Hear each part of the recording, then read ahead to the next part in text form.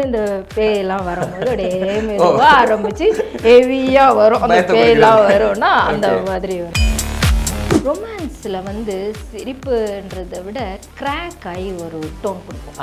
அப்படி அந்த எஃபெக்ட்ஸ் கொடுப்போம் இல்லையா, என்னடா அந்த மாதிரி அந்த இதில் வரும்போது அது அந்த ஒரு சின்ன காற்றும் ஒரு சின்ன கிராக்கும் அதில் ஒரு ஹஸ்கி இது மூணுத்தையும் பிளெண்ட் பண்ணி கொடுக்கும்போது ரேப் சீனாக இருக்கட்டும், இல்லை நம்மளை கொலை பண்ணுற அந்த சீன்ஸ் எல்லாம் பார்த்தீங்கன்னா ஓடுற சீன்லாம் பண்ணிட்டு கண்ணெல்லாம் இருண்டுரும். அப்படியே ஐயோ நிஜமாவே நம்மளை யாராவது இதெல்லாம் பண்ணால் கூட நம்ம இவ்வளோ ஸ்ட்ரெயின் பண்ணியிருக்க மாட்டோம் போல இருக்கேன், இவங்களுக்காக நம்ம இவ்வளோ உயிர் கொடுக்குறோன்ற மாதிரிலாம் நடந்திருக்கு. எப்படிம்மா அந்த ப்ரிப்பரேஷன்லாம் எப்படி மேம் இருக்கும்? இப்போ நாங்கள் பார்த்துருக்கோம், இப்போ சில கேரக்டர்லாம் பார்க்கும்பொழுது அவங்க என்னதான் அந்த ஆர்டிஸ்ட் வந்து ஃபிசிக்கலாக நடிச்சிருந்தாலும் நீங்கள் வந்து வாய்ஸில் நடிக்கணும் அப்படி தானே? அதுக்கு பயங்கரமாக எனர்ஜி கொடுத்துருவீங்க. ஏன்னா அவங்களோட சிலதெல்லாம் நம்ம ஒர்க் பண்ணும்போது பார்த்துருக்கோம், அப்படியே உயிரை கொடுத்து நீங்கள் அழுவீங்க. வேற ஏதாவது இந்த வில்லி கேரக்டருக்கெல்லாம் கத்துறது அதெல்லாம் ரொம்ப கஷ்டப்படுவீங்க. அந்த இதெல்லாம் எப்படி மேம் இருக்கும் உங்களுக்கு? இப்போது சில படங்கள்லாம் பார்த்தோம்னா இந்த பிரசவ வலி சீன்லாம் நான் காமெடிக்கு சொல்லணும்னா பிரசவ வலி சீன்ஸ் எல்லாம் பண்ணும்போது எனக்கு ஒரு பையன் இருக்கான். நான் போனேன், நார்மல் டெலிவரி ஈஸியாக முடிச்சுட்டு நான் வந்துட்டேன். எனக்கு தெரியல.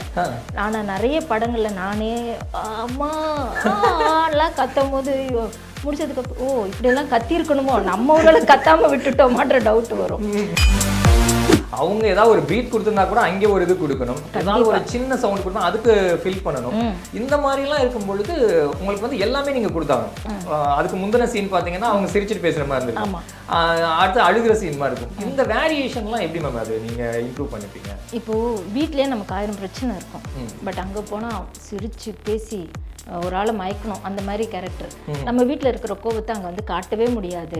டோட்டலாக அதை பார்க்கும்போது நம்ம ஃபோக்கஸ் அது உள்ளே போயிடும். அந்த ஆர்டிஸ்ட்டாக நம்ம மாறிடணும். பேசிக்காக டப்பிங் ஆர்டிஸ்ட் எப்படின்னு பார்த்தீங்கன்னா, இப்போ ஒரு கேரக்டர் கொடுக்குறாங்க அப்படின்னா அதுதான் நான் அங்கே மறந்து போயிடுவேன். என்ன நான் மறந்துடணும். இப்போ நான் எக்ஸாம்பிளுக்கு ஷக்கிலா மேடம்க்கு ஒரு படம் பேசுகிறேன்னு வச்சுக்கோங்களேன், அவங்க பாடி லாங்குவேஜ் என்ன, நான் அவங்க இப்படி இருக்காங்க, அவங்க இப்படி பேசுகிறாங்கன்னா அதுவாக நான் மாறி என்ன அந்த இடத்துல நான் ஃபிக்ஸ் பண்ணிக்கணும். அங்கே நான் தான் அது அப்படின்னு நான் ஃபிக்ஸ் பண்ணாதான் எனக்கு ஆட்டோமேட்டிக்காக அதில் ட்ராவல் ஆக ஆரம்பிச்சிடும். இப்போ நம்மளை குத்துறாங்களே, கழுத்தை அறுத்தா அது ஒரு சவுண்டாக இருக்கும், தலையில் பின்னாடி அடித்தா ஒரு சவுண்டாக இருக்கும். அதெல்லாம் இப்போது இங்கே வந்து இது பண்ணிடுறாங்கன்னு வச்சுக்கோங்க, அவ்வளோதான். அதுக்கு மேலே வராதே சத்தம், முடிஞ்சு போச்சு, அங்கே முடிஞ்சிருச்சு. அந்த இது கொடுக்கணும், அவ்வளோதான், அது கொடுத்துடணும். இது எப்படி டைரக்டர்ஸ் உங்களுக்கு சொல்லுவாங்களா? இந்த ஆக்ஷன் இதில் நடிக்கிறவங்கள்ட்ட சொல்கிற மாதிரி, ஆர்டிஸ்ட் சொல்கிற மாதிரி அந்த இது உங்கள்கிட்ட வாங்குவாங்களா? டப்பிங் ஆர்டிஸ்ட் இல்லை உங்களோட ஓன் இம்ப்ரோவைசேஷன் ஏதாவது பண்ணிட்டு இருப்பீங்க? டைரக்டர்ஸ் பெரிய பார்ட் கண்டிப்பாக அதை வந்து மறுக்கவே இதுலேயும் டைரக்ட் பண்ணுவாங்க. நிச்சயமா. முக்கியமாக ஷக்கிலா மேம்க்கு நீங்கள் தான் வாய்ஸ் ஓவர் கொடுத்துருக்கீங்க, நிறைய கொடுத்துருக்கீங்க. அவங்களுக்கு கொடுக்கும்போது எப்படி மலையாளத்துலையும் கொடுத்துருக்கீங்களா மேம் நீங்கள்? ஐயோ, அவங்க மலையாள படம்லாம் பண்ணது லாங் பேக், அப்போலாம் நான் ஃபீல்டுக்கே வரல, பாவம். அவங்க வந்து அந்த மாதிரி படங்கள்லாம் நிறுத்தியே ரொம்ப வருஷம் ஆகுது இல்லையா. டேய் என்னடா என்ன இப்படி பார்க்குற அந்த மாதிரி ஒரு அவங்க சூப்பர். அந்த ரேப் சீன்ஸ் எல்லாம் நீங்க இது பண்ணுவீங்களா மேம்? அதுக்கு வந்து என்ன மாதிரி எமோஷன்ஸ் கொடுப்பீங்க அந்த வாய்ஸ்? அது ஏதாவது கொஞ்சம் செஞ்சு காட்டுங்க, பேசி காட்டுங்க.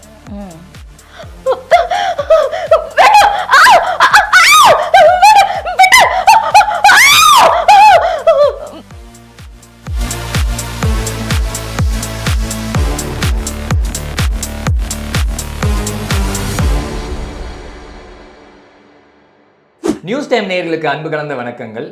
நிறைய திரைப்படங்கள் சீரியல்லாம் நம்ம பார்த்துருப்போம். அந்த நடிகர் நடிகைகளுக்கு உயிர் கொடுத்துட்டு இருக்கக்கூடிய ஆர்டிஸ்ட் ஒருத்தங்க அப்படின்னு பார்த்தீங்கன்னா டப்பிங் ஆர்டிஸ்ட் தான். இவங்க திரைக்கு பின்னால் இருந்தாலும் இவங்க முகத்தை அவ்வளோவா நமக்கு காட்டிக்கவே மாட்டாங்க. எல்லா நடிகர்களுக்கும் நடிகைகளுக்கும் அவங்க நடிக்கிறத விட அதிகமான அதுக்கு உயிர் கொடுத்து அந்த நடிப்பை இன்னும் மெருகேற்றக்கூடியவங்க டப்பிங் ஆர்டிஸ்ட் தான். அப்படிப்பட்ட ஒரு சிறந்த டப்பிங் ஆர்டிஸ்ட்டை தான் இன்றைக்கி நம்ம சந்திக்க போகிறோம். ஷாஜிதா மேம் அவங்கள தான் இன்றைக்கி சந்திக்க போகிறோம். வாங்க அவங்கள சந்திக்கலாம். மேம் வணக்கம். வணக்கம் யோகேஷ். ரொம்ப மகிழ்ச்சி, ரொம்ப சந்தோஷம். நன்றி. உங்கள் குரலை மட்டும்தான் கேட்டுட்டு இருக்கோம், இன்னைக்கு தான் சந்திக்கிறோம். அதாவது நிறைய சீரியலில் திரைப்படங்களில் உங்களோட குரலெல்லாம் கேட்குறோம். ஸோ இந்த அனுபவங்கள் வந்து கிட்டத்தட்ட 20 வருஷமாக டப்பிங் ஆர்டிஸ்ட் ஆகிருக்கீங்க. அது மட்டும் இல்லாமல் டப்பிங் ஆர்டிஸ்ட் யூனியனில் ட்ரெஷரியாக வேறு இருக்கீங்க, நிறைய பணிகள் செஞ்சிட்ருக்கீங்க. ஸோ எப்படி இருக்கு மேம் இந்த பயணம்?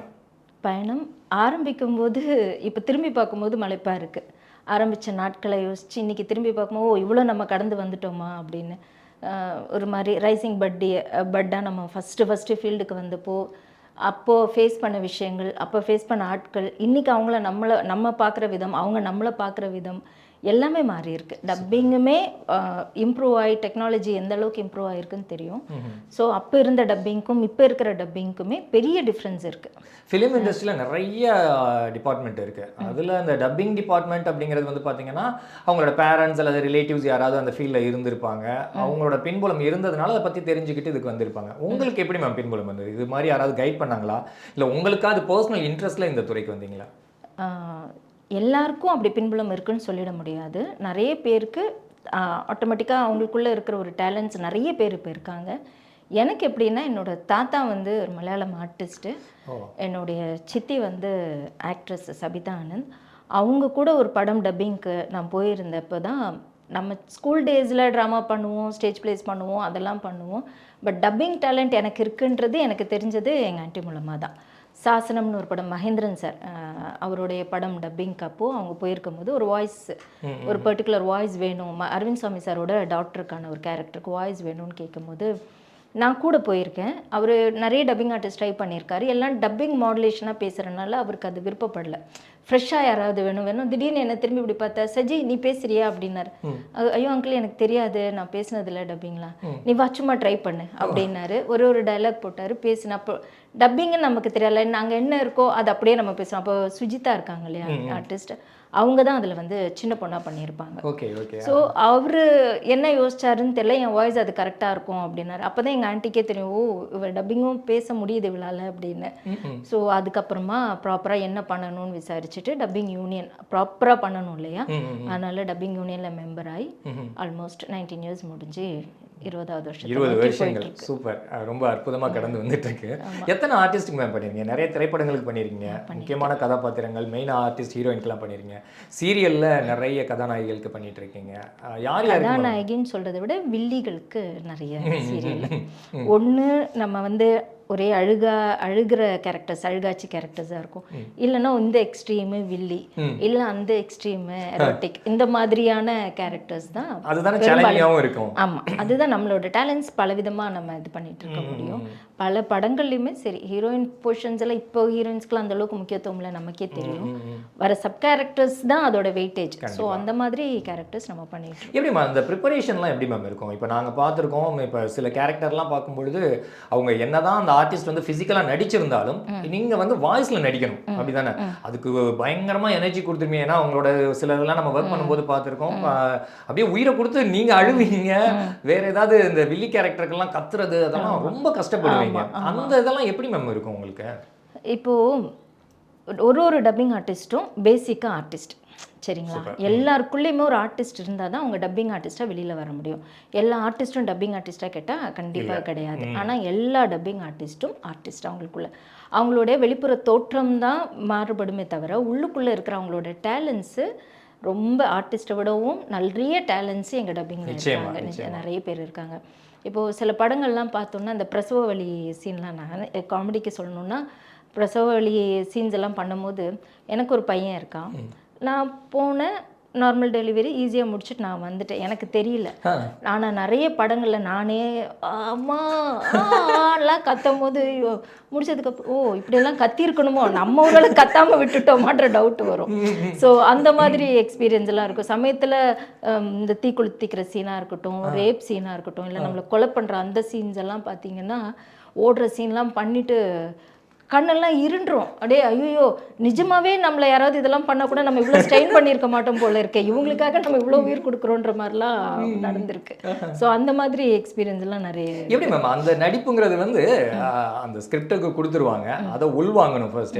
அவங்க ஏதாவது ஒரு ப்ரீத் கொடுத்துருந்தா கூட அங்கே ஒரு இது கொடுக்கணும், ஏதாவது ஒரு சின்ன சவுண்ட் கொடுத்தா அதுக்கு ஃபில் பண்ணணும். இந்த மாதிரிலாம் இருக்கும் பொழுது உங்களுக்கு வந்து எல்லாமே நீங்கள் கொடுத்தாகணும். அதுக்கு முந்தின சீன் பார்த்தீங்கன்னா அவங்க சிரிச்சுட்டு பேசுகிற மாதிரி இருந்திருக்கும், அடுத்து அழுகிற சீன் மாதிரி இருக்கும். இந்த வேரியேஷன்லாம் எப்படி மேம் அது நீங்கள் இம்ப்ரூவ் பண்ணிப்பீங்க? இப்போது வீட்டிலே நமக்கு 1000 பிரச்சனை இருக்கும், பட் அங்கே போனால் சிரித்து பேசி ஒரு ஆளை மயக்கணும், அந்த மாதிரி கேரக்டர். நம்ம வீட்டில் இருக்கிற கோபத்தை அங்கே வந்து காட்டவே முடியாது. டோட்டலாக அதை பார்க்கும்போது நம்ம ஃபோக்கஸ் அது உள்ளே போயிடும். அந்த ஆர்டிஸ்ட்டாக நம்ம மாறிடணும். பேசிக்காக டப்பிங் ஆர்டிஸ்ட் எப்படின்னு பார்த்தீங்கன்னா, இப்போ ஒரு கேரக்டர் கொடுக்குறாங்க அப்படின்னா அதுதான் நான் அங்கே மறந்து போயிடுவேன். என்ன நான் மறந்துடணும். இப்போ நான் எக்ஸாம்பிளுக்கு ஷக்லா மேடம்க்கு ஒரு படம் பேசுகிறேன்னு வச்சுக்கோங்களேன். அவங்க பாடி லாங்குவேஜ் என்ன, நான் அவங்க இப்படி இருக்காங்க, அவங்க இப்படி பேசுகிறாங்கன்னா அதுவாக நான் மாறி என்ன அந்த இடத்துல நான் ஃபிக்ஸ் பண்ணிக்கணும். அங்கே நான் தான் அது அப்படின்னு நான் ஃபிக்ஸ் பண்ணாதான் எனக்கு ஆட்டோமேட்டிக்காக அதில் ட்ராவல் ஆக ஆரம்பிச்சிரும். பை ப்ராக்டிஸ் தான் வச்சுக்கோங்களேன். ஆட்டோமேட்டிக்காக அவங்க அப்படியே உட்காடுறாங்கன்னா அப்படி அந்த அந்த சின்ன எஃபெக்டாக இருக்கட்டும், இல்லை அவங்களோட கொஞ்சம் ஏஜ்டு அவங்க டக்குன்னு இப்போ சின்ன பசங்க எந்திரிக்கிற மாதிரி எந்திரிக்க முடியாது, கையை ஊனி எந்திரிக்கிறாங்களா, அப்போ நம்ம ஒரு பிரீத் கொடுக்கணும், அது ஒரு சின்ன பிரீத், அது இது எல்லாமே நடக்கும் நமக்கு. ஒரு வெயிட் வச்சுட்டு தூக்கிக்கிட்டு என்னடா பண்ணுற, ஏன்டா இந்த மாதிரி பண்ணுற அப்படின்னு நம்ம அந்த வெயிட் நம்ம கையில் வெயிட் இருக்காது. நம்ம ஸ்பாட்டில் வந்து ஆர்டிஸ்ட்டாக அது இருக்கும், நம்மக்கிட்ட அந்த இது இருக்காது. அந்த வெயிட் நம்ம வாய்ஸில் கொண்டு வரணும். இதெல்லாம் தான் டப்பிங்குன்றது, அந்த கலைன்னு சொல்கிறது அதெல்லாம் தான். இப்போ நம்மளை குத்துறாங்களே, கழுத்தை அறுத்தா அது ஒரு சவுண்டாக இருக்கும், தலையில் பின்னாடி அடித்தா ஒரு சவுண்டாக இருக்கும். அதெல்லாம் இப்போது இங்கே வந்து இது பண்ணிடுறாங்கன்னு வச்சுக்கோங்களேன், அவ்வளோதான், அதுக்கு மேலே வராதே சத்தம், முடிஞ்சு போச்சு, அங்கே முடிஞ்சிருச்சு. அந்த இது கொடுக்கணும், அவ்வளோதான், அது கொடுத்துடணும். நீங்கள் வயிற்றுல குத்துறீங்களா அது குத்தி. ஆனால் நம்ம நிறைய படங்களில் அதுக்கப்புறம் நம்ம 1/2 மணி நேரம் டைலாக் பேசுவோன்றது அடுத்த கதையாக இருந்தாலும் உண்மையாக பார்த்தோன்னா குத்திட்டு போகிறாங்கன்னா குத்தினா அந்த ஒரு எஃபெக்ட் இருக்குல்ல, அது இப்போது ஓடி போகிறோம், அந்த மூச்சு வாங்குறது ரிலாக்ஸாக ஜாலியாக ஒரு லவர் கூட சிரிச்சுட்டு ஓடி போகிறோன்னா அது ஒரு லாஃபோட அந்த பிரீத் கொடுக்கும் போது அது வேற மாதிரி இருக்கும் அவுட்டு. இப்போ பயந்துட்டு ஒருத்தவங்க நம்ம துரத்திட்டு வராங்க, கொல்ல வராங்கன்னா அந்த ஹரிபரி நம்ம அந்த மூட் இருக்கு இல்லையா, அந்த கேரக்டர் என்ன மூடோ அதை நம்ம கேரி பண்ணாதான் நம்மளால அந்த எஃபெக்ட் அவுட்புட் வரும். இது எப்படி டைரக்டர்ஸ் உங்களுக்கு சொல்லுவாங்களா, இந்த ஆக்ஷன் இதில் நடிக்கிறவங்கள்ட்ட சொல்கிற மாதிரி, ஆர்டிஸ்ட்கள் சொல்கிற மாதிரி அந்த இது உங்கள்கிட்ட வாங்குவாங்களா? டப்பிங் ஆர்டிஸ்ட் இல்லை உங்களோட ஓன் இம்ப்ரோவைசேஷன்ல ஏதாவது பண்ணிட்டு இருப்பீங்க? டைரக்டர்ஸ் பெரிய பார்ட் கண்டிப்பாக, அதை வந்து மறுக்கவே முடியாது. நிச்சயமா டைரக்டர்ஸோட பங்கு இல்லாமல் வாய்ப்பே கிடையாது. அவங்க வந்து நமக்கு சொல்லும் போது நம்மளோட கிரியேட்டிவிட்டின்னு ஒன்று இருக்கும்ல, சின்ன சின்ன ஜிக்ஸாக் எல்லாம் மெயின் டைலாக் சொல்லிடுவாங்க, அது இந்த மாதிரிமா இதான் மூடு இதான் சிச்சுவேஷன், அதை சொல்லிடுவாங்க. அப்போது அவங்க சொல்லும் போதே அதுவாக நம்ம மாறிட்டோம்னா அதுக்கப்புறம் ஒன்றுமே இல்லை. நம்ம பார்க்க அது பண்ணுறாங்க அது குனிகிறாங்க, இப்போ இது அப்போ கத்துறாங்க, இந்த த்ரோ கொடுக்குறாங்க, ஆட்டோமேட்டிக்காக நம்ம மைக்கு பக்கத்துலேருந்து டே அப்படின்னா இங்கே ஜார் ஆகும், ஆட்டோமேட்டிக்காக அப்படி நகர்ந்துடணும். ஓகே, ஸோ ஆட்டோமேட்டிக்காக எல்லாமே அங்கே நடக்கும். ஸோ இதெல்லாம் பை எக்ஸ்பீரியன்ஸில் நீங்கள் பண்ணுறது? எக்ஸ்பீரியன்ஸ் தான், இது எல்லாமே எக்ஸ்பீரியன்ஸ் தான். இப்போ நிறைய பேர் டப்பிங் சொல்லித்தரேன்னு சொல்லி நிறைய நடந்துட்டு இருக்கு, பார்க்குறோம் நம்ம. பட் என்ன கேட்டிங்கன்னா இந்த சொல்லி கொடுத்து வர்றது கிடையாது, இது சொல்லி கொடுத்து வர்றது கிடையாது. பை ப்ராக்டிஸ் எல்லாம் வந்து அது ஏமாந்திர வேண்டாம்னு சொல்லுவேன். வெளியில போய் பணம் கொடுத்து ஏமாந்திர வேண்டாம், ஒரே வார்த்தையில சொல்லணும்னா. அதை பத்தி பேசுவோம். அதுக்கு முன்னால இப்ப நீங்க சொன்னீங்கல்ல மேம், ஒரு எமோஷன் கொடுக்கணும், ஒரு ஃபீல் கொடுக்கணும் அப்படிங்கிறதெல்லாம் தாண்டி இந்த சிரிக்கிறது அப்படிங்கிறது வந்து ரொம்ப ஒரு சேலஞ்சிங்கான விஷயமா இருக்கும், ரொம்ப கஷ்டமாகவும் இருக்கும். ஸோ அது ஒரு ஆர்டிஃபிஷியலாகவும் போயிடக்கூடாது, அவங்க எந்த அளவுக்கு நடிச்சிருக்காங்களோ அந்த அளவுக்கு கொடுக்கணும். அந்த மாதிரி அந்த சிரிக்கிற மாதிரி ஒரு சீன்லாம் வரும்பொழுது எப்படி மேம் பண்ணுங்க? அது கொஞ்சம் செஞ்சே காட்டுங்களேன். ஏதாவது நான் வந்த புதுசுல எனக்கு சிரிப்பே வராதுங்க, சுத்தமாக வராத ஒரு விஷயம். நான் ரேப் பண்ண கத்த சொல்கிறாங்களா, அழுது பொருளுமா, எவ்வளோ வேணால் அடறோம் பாரியா, எல்லாம் நான் பண்ணுவேன், டைலாக் பக்கம் எல்லாம் ஓகே, சிரிப்பு மட்டும் எனக்கு வராது அந்த புதுசில். அதனால ரொம்ப கஷ்டப்பட்டேன், சிரிப்பே வராமல் டைலாக் நான் பேசி என் வாய்ஸ் ஓகே ஆகிருக்கும், டப்பிங் டைலாக் நான் பேசிடுவேன், சிரிக்கிறது என்னோடய ஃப்ரெண்ட்ஸ் யாராவது சிரிச்சிருப்பாங்க, நிறைய எக்ஸ்பீரியன்ஸ் அந்த மாதிரி. அதுக்கப்புறமா இல்லை இது தப்பு, டப்பிங் ஆர்டிஸ்ட்னால் அதுவும் எனக்கு வரணும் அப்படின்னு செல்ஃபாக ப்ராக்டிஸ் தான். ஒரு சவுண்ட் இன்ஜினியர் சார் ஒருத்தர் இருக்கார், அவர் சொல்லுவார், அம்மா உன்னோட பார்ட் வந்துருச்சு, சிரிக்கிற சீன் வந்தாலும் அவர் அப்படி சொல்லும் போதே எனக்கு இங்கே ஒரு மாதிரி ஷுகர் ஆக ஆரம்பிச்சோம், ஐயோ போச்சு அவ்வளோதான். அது என்னன்னா கண்ட்ரோலாக சின்ன வயசுலேருந்தே சிரித்து பழகினதுனாலேயே என்னமோ. ஒரு சீரியல் மலர்கள்னு நினைக்கிறேன், அப்போ பழைய மலர்கள் ஒரு சீரியல், அதில் வந்து ஒரு ஆர்டிஸ்ட் வந்து இறந்துருவாங்க, நல்ல டைலாக்லாம் பேசி சூப்பராக நல்லா இருந்தாங்க, திடீர்னு இறந்துடுச்சு அந்த கேரக்டர். சரி இறந்துருச்சே முடிஞ்சிச்சுன்னு பார்த்தா பேயா வந்துட்டாங்க. பேயா வந்து அங்கே சிரிக்கிறாங்க, கட் பண்ணால் இங்கே சிரிக்கிறாங்க, கட் பண்ணால் பின்னாடி சிரிக்கிறாங்க. நான் அப்படியே பார்க்குறேன், என்னது இது, என்ன நடக்குது அப்படின்னு. அப்போ தான் ஓகே, இல்லை நம்ம இதை வந்து கோத்ரூ பண்ணணும், இதை நம்ம கற்றுக்கணும் அப்படின்னு சொல்லிட்டு கற்றுக்கிட்டு தான் இப்போ சிரிப்புலேயே பார்த்தீங்கன்னா எரோட்டிக்காக சிரிக்கிறதா இருக்கும், வில்லத்தனமாக சிரிக்கிறது இருக்கும், பேய்த்தனமாக சிரிக்கிறதா இருக்கும், ஒரு அரக்கிக்கு சிரிக்கிற மாதிரி இருக்கும், ஸோ ஒரு கார்ட்டூனுக்கு சிரிக்கிறதா இருக்கும், ஒரு குட்டி குழந்தைக்கு சிரிக்கிறதா இருக்கும்.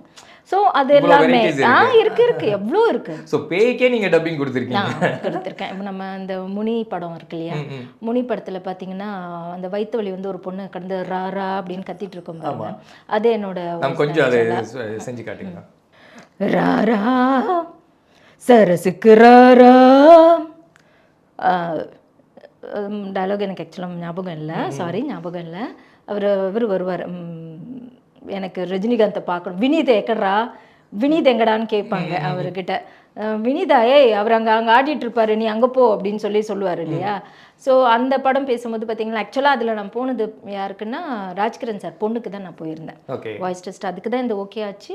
அந்த படம் பேசிட்டேன், அந்த கேரக்டர் முடிஞ்சிருச்சு. லாஸ்ட்டு அந்த பொண்ணை கொண்டு போயிட்டு மரத்தில் குத்தி தட்டி மண்டையெல்லாம் உடஞ்சிரும், அதுக்கு அந்த ஃபோர்ஸ் கொடுக்கணும்னு சொல்லிட்டு பேசிட்டேன், முடிஞ்சிருச்சு. திரும்ப ஒரு 20 நாள் கழித்து திரும்பவும் கூப்பிட்றாங்க, கரெக்ஷன் இருக்குது. ஏன்னா சாருக்கு இன்னும் ஃபோர்ஸ் வேணும், மாஸ்டர் தானே அது டைரக்டர், இன்னும் ஃபோர்ஸ் வேணுமா அப்படின்னாரு.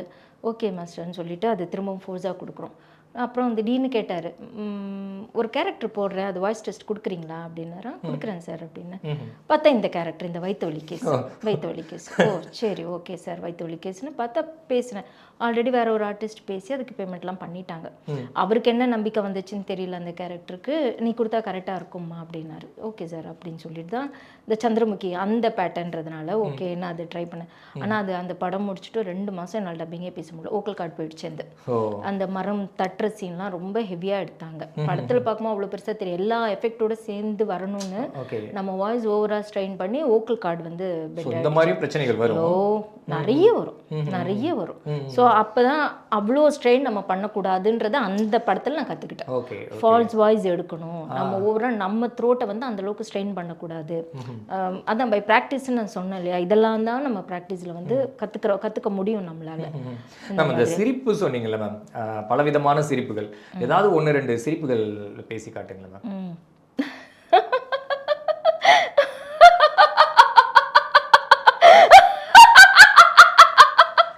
இது வந்து இந்த பேயெல்லாம் வரும்போது அப்படியே மெதுவாக ஆரம்பிச்சு ஹெவியா வரும், அந்த பேயெல்லாம் வரும்னா அந்த மாதிரி வரும். இப்போ ஒரு ஹீரோயின் வந்து சிரிக்கிறாங்கன்னா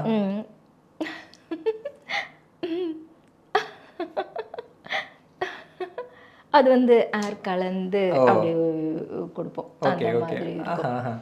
ஸோ இப்போ இந்த வேற மாதிரியான இப்போ இந்த ரொமான்ஸ் சீனில் வந்து ஒரு சிரிப்பெல்லாம் வரும்.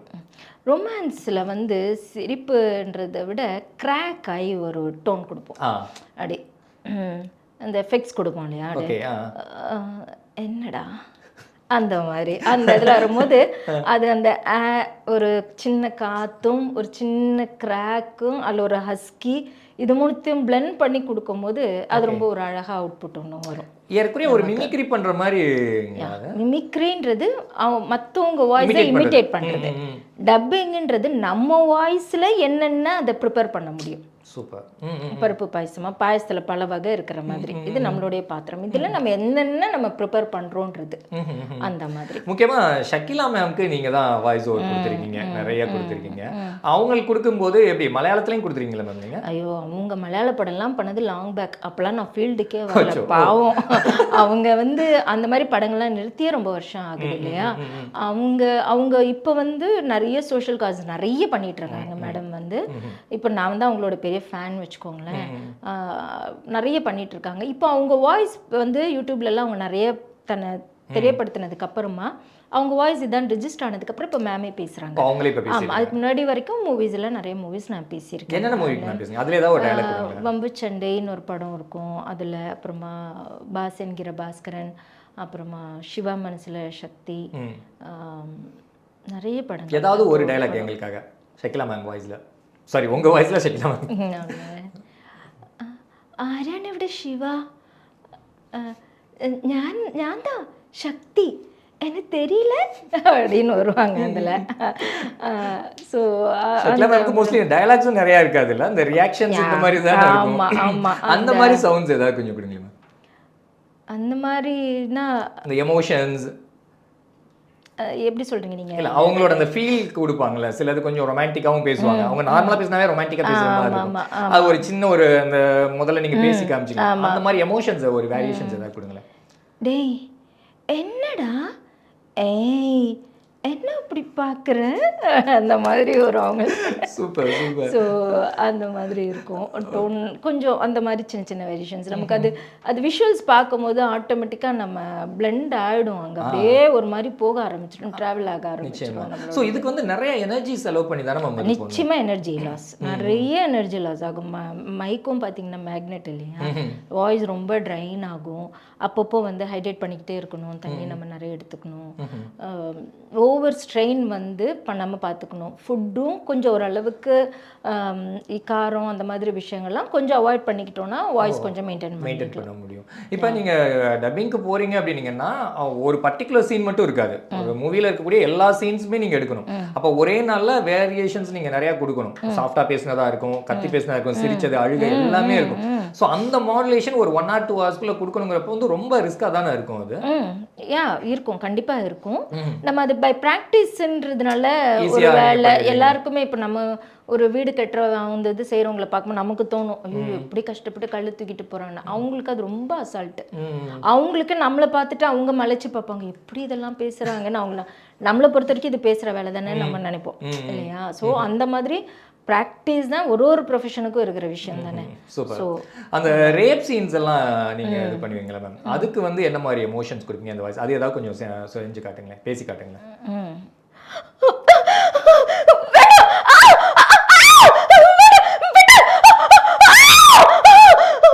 இந்த மாதிரி போவாங்க அப்படியே அதிர வைக்கிறீங்க. ஸோ இதுதான் அந்த ஃபீல். இது சிறப்பு மேம். இப்போ சீரியல் அப்படின்னு பார்த்தோம்னா மூவிக்கு இந்த மாதிரி வேரியேஷன் கொஞ்சம் எக்ஸ்ட்ராவே கொடுக்குற மாதிரி இருக்கும். ஆனால் சீரியல்ஸில் வந்து கொஞ்சம் கம்மியாக தான் இருக்கும். மோஸ்ட்லி இந்த அழுகிற சீன்ஸ் தான் நிறைய வரும். சீரியலில் ட்ராமா கொஞ்சம் அதிகமாக இருக்கும், ரொம்ப கொஞ்சம் ட்ராமாட்டிக்காக பேசணும். சீரியல்ன்றது இந்த மாதிரி ஒன்று நான் எப்படி நீ என்னை தாண்டி அங்கே போகிறேன்னு பார்க்குறேன், இதுதான் இருக்கும். முக்கால்வாசி வில்லிக்கு பேசுகிறனால பார்த்தீங்கன்னா நான் இருக்கும்போது இது நடந்துருமா பார்க்கலாண்டி வா, இந்த மாதிரி இருக்கும். எல்லாம் அந்த கட்டு அந்த எபிசோடு எண்டு சீன் பார்த்தீங்கன்னா இப்படியே இருக்கும். இவ எப்படி ஹீரோயினுக்கு மேக்ஸிமம் ஹீரோயினை தான் நம்மளை தாக்கணும் நம்ம போட்டு, ஏய் மலர் எப்படி இன்னைக்கு நீ இது பண்ணுறேன்னு நானும் பார்க்குறேன், கிரிஜாவா கொக்கா இப்படி போய் பஞ்ச் முடியும். அது அப்படி பஞ்ச் பஞ்சா போகும். அந்த மாதிரி இருக்கும். இப்போ சீரியல்ஸ்ல வந்து மெயினா வந்து எந்தெந்த ஆர்டிஸ்ட்க்கு மேம் நீங்க பண்ணிட்டு இருக்கீங்க? அகிலா மேம்க்கு, நம்ம ஜானகின்னு ஆர்டிஸ்ட் இருக்காங்களே அவங்களுக்கு, பானுமதின்னு ஒரு ஆர்டிஸ்ட்டு, இப்போ வந்துட்டு இவங்க நிறைய கேரக்டர்ஸ்ங்க டக்கு நிறைய பண்ணணும்.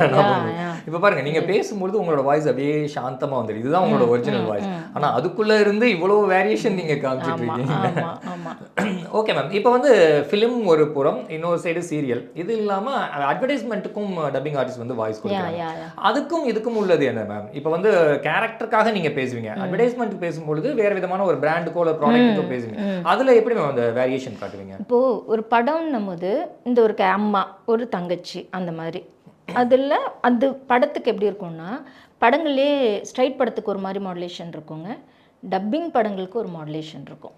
ஸோ எல்லாம் ஒரே மாடுலேஷன் நம்ம பேச முடியாது.